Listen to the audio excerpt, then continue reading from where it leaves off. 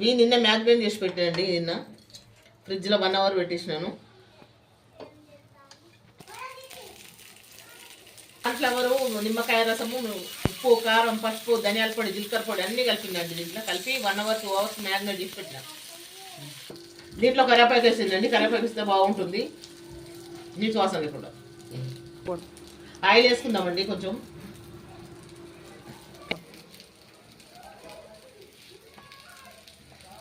Oil ఇట్లా పెట్టుకోవాలండి, బాగుంటుంది. మనకు తక్కువ ఆయిల్ పడుతుంది బ్రష్తో పెట్టుకుంటే. చక్కగా వేగినాయండి. చూస్తున్న ప్రతి ఒక్కళ్ళు లైక్ చేయండి, సబ్స్క్రైబ్ చేసుకోండి ఛానల్ని. చూడు చక్కగా వేగినాయి చేపలు, ఎంత బాగున్నాయి చూడండి. చక్కగా నీట్గా వేగినాయి. లైక్ చేయండి, సబ్స్క్రైబ్ చేసుకోండి ఛానల్ని ప్లీజ్ అండి, అందరికి రిక్వెస్ట్. కరివేపాకు మొత్తం అయిపోయిందండి మంచిగా, అంటే దీంట్లో వేగిపోయింది కరివేపాకు మొత్తము. లైక్ చేయండి, సబ్స్క్రైబ్